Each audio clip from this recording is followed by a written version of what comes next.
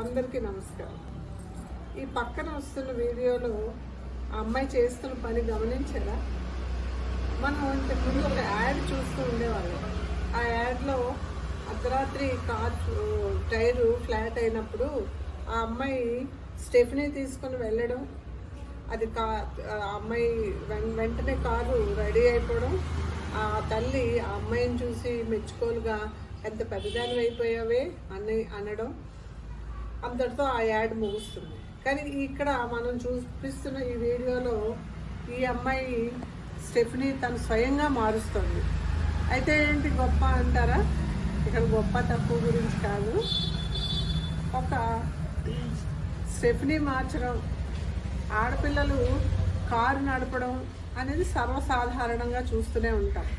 కానీ car tyre flat అయినప్పుడు stepney మారుస్తూ ఉండడం అనేది అంత సాధారణమైన విషయం కాదు. అది అంటే అందరికీ అన్ని పనులు వచ్చి ఉండడం అనేది ఈ కాలం, ఈ జీవన విధానంలో ఎంత అవసరం అన్న విషయం గురించి మాట్లాడాలనుకుంటున్నాను. అంతేగాని నేను స్త్రీ సమానత్వం, ఎంపవర్మెంట్ అలాంటి వాటికి జోలికి పోవాలనుకోవటం లేదు.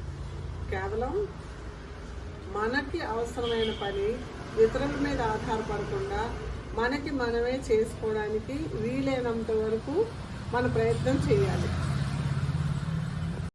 నాతో పాటు పనిచేసే ఒక అమ్మాయి స్కూల్కి వెళ్ళడానికి వెళ్ళి స్కూటీ కొనుక్కుంది. కానీ డ్రైవింగ్ నేర్చుకోవడానికి చాలా సందేహించింది. డ్రైవింగ్ వచ్చిన తర్వాత తన వాహనం తన సొంతంగా నడపడానికి కూడా చాలా భయపడడం, సందేహించడం చేసేది. తనని రోజు నాతో పాటు స్కూటర్ మీద తీసుకొని వచ్చేదాన్ని.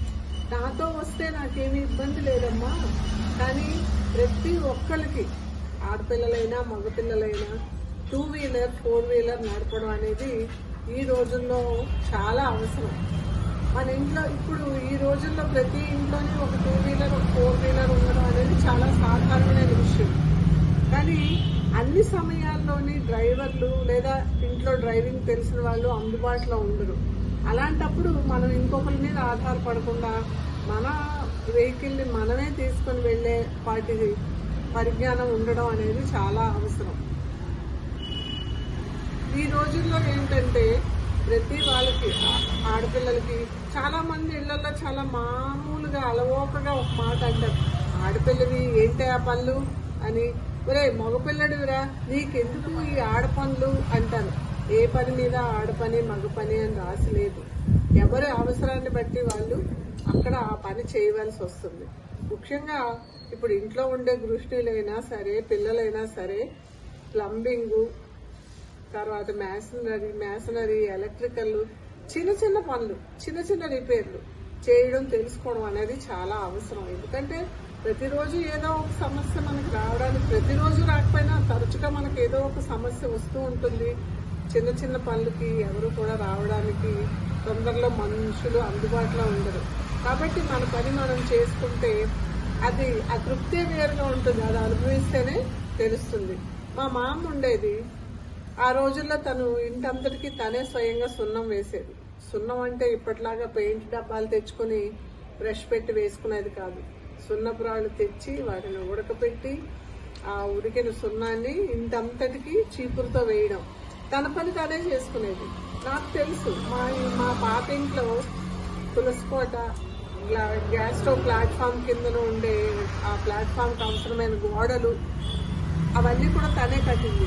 మీకు ఎలా తెలుసు అంటారేమో, నేనే అసిస్టెంట్ని మరి అలాంటి వాళ్ళన్నింటికి.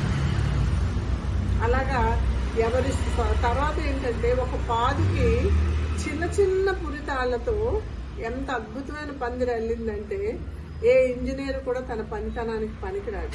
తనేమీ పెద్ద చదువుకున్నది కాదు, కానీ తన స్వశక్తిని తను నమ్ముకుని చాలా పనులు ఎవరి మీద ఆధారపడకుండా చేసుకునేది. అది చాలా అభినందనీయం. నాకు అది ఆదర్శనీయం కూడా.